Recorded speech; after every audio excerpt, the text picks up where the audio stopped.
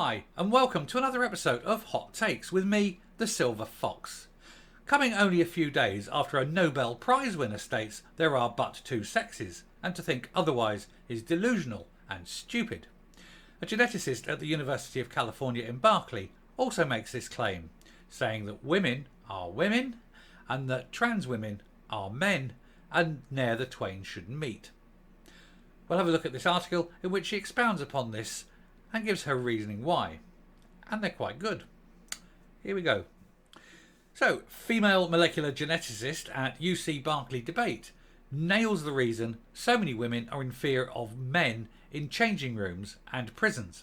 Women have internalised misogyny to the point where the man's comfort takes precedence over women's safety. And she's bang on. We have this society now, the woke society particularly, that said, oh, you mustn't upset people, you mustn't say anything that might cause offence. Oh, if saying something upsets someone, you're in the wrong. Well, no, you're not. If you're in a position and you're not comfortable, speak up and say it. Do not hide and say, oh, well, if I say something, the man in the room might not like it. The man in the room standing there with his junk out, changing in front of small children or young girls because he's pretending to be a woman and actually just pretending that so he can get close and whip it out in front of real women. A molecular geneticist said trans women should not be treated as women. What she's actually saying is men should not be treated as women. And of course not. We're completely different creatures. Billions, I'm not going to go into it, but billions of years of genetic diversity, billions of years of evolution. Yes, okay, we've got the same sort of form and most of our organs function the same way. But you've got to look at different enzymes, different hormones, different blood chemistries, different physiologies, different physiognomies. Our bodies are inherently very different because they've got very different roles to do. It's no wonder we're different, She argued that women have put a man's comfort above their own safety, and she argues correctly. The geneticist claimed that the behaviour of men is inherently different than that of women, and that changing rooms and prisons are now dangerous for women. Well, changing rooms and prisons are not in themselves dangerous for women. Let's get something straight here. Changing rooms and prisons not so much, but changing rooms should be fairly safe. Prisons are always going to be dangerous to women because in any kind of structured hierarchy like a prison, there's going to be them at the top and them at the bottom. And if you're one of them at the bottom, then it's going to be fairly dangerous. But not because of men, but simply because of the social rules of which a prison must, like any other society, rely on. However, what I think she's getting at is that changing rooms at prison are now dangerous for women because they're allowing men in there. There's been cases recently with men going into changing rooms, men who pretend to be women, going into changing rooms and then shoving mobile phones under curtains and things to upskirt and to take photographs and things like that. Or men going into ladies' changing rooms and changing and whipping the old meat and two veg out and jingling around in front of the women and frequently young girls and even children. Why they feel the need to do this, God only knows. There was that lady in America at the YMCA swimming pool, and she was barred. She was an 85, 86-year-old woman, and she had the temerity to complain that a man undressed completely in the ladies' changing room. Anyway, the debate was moderated by Peter Boghossian, author and professor of philosophy, and was held in April at the UC in Berkeley. Anyway, a female molecular geneticist participating in a UC Berkeley debate argued that men are not women and should not be legally treated as such, citing examples of women's safety fears of men in changing rooms and in prisons.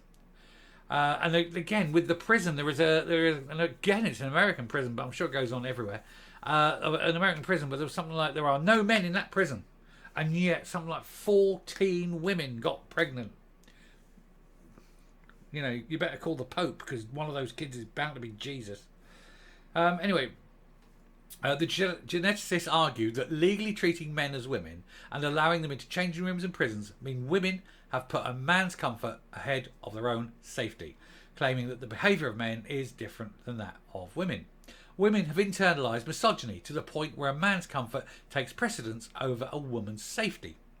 And this is the most insane thing that has happened in my life. That women are a feeling now. Yes, you're not a woman because of your biology or your birth or your sex or your chemistry. You're a woman because you feel like a woman. There's a reason why they, men, don't want to be in men's prisons. Let me tell you, they're quite right. I mean, if I had the option, I'm going to be honest with you here. If something happened, God forbid, something happened and I was told I had to go to prison, I would immediately identify it as a woman for precisely that reason. But only because the rules are there. And then they'd have to put me in a woman's prison, and boy, would I have an easy life. I would not survive in a man's prison. You know, it's not that I'm particularly weak or anything like that, but you're going into a prison with career criminals who are perhaps less enamoured of the niceties of life, as well as some of them who are pretty psychopathic. And where I might be sort of compassionate or anything, generally, these people aren't. I would be eaten alive in a prison. But if I went into a ladies' prison, I would at least stand a chance. So I understand why they're doing it, but they shouldn't actually be doing it. She went on to say that it's because men beat each other to the end point, but women don't do that. The debate, moderated by Peter Boghossian, author and professor of philosophy, was held in April, as we mentioned, and he posed the phrase, "Trans women, men, should be treated as women." The geneticist strongly disagreed with this claim, first arguing that men are not women because being male or female is developmental and you cannot go backwards. Another participant, a woman, an aspiring molecular geneticist, agreed with the claim, and a third participant, a man, initially stood on the disagree line but moved over to the strongly disagree by the end of the discussion after hearing the arguments. When asked by a moderator why she strongly disagreed with the claim, the geneticist responded without hesitation, "Because I'm a molecular geneticist." She continued, "Being male or female is a developmental process and you can't go backwards. You cannot change your sex. You cannot do that." The geneticist appeared to get emotional while talking about the subject, telling the moderator, "I'm sorry, this bothers me so much, my heart is pounding." She then gave her stance on trans women, men, in changing rooms and in prisons. "I go to the women's changing room at my gym and there's a dude there and he's putting on makeup and hoop earrings, and this is not something a woman does when she goes to work out." The moderator said he's not familiar with the women's changing rooms and asked, "Is this behaviour not common?"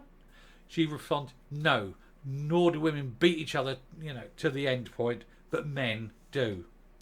The geneticist claimed that in prisons in California and across the country, women are getting hard and impregnated by other women.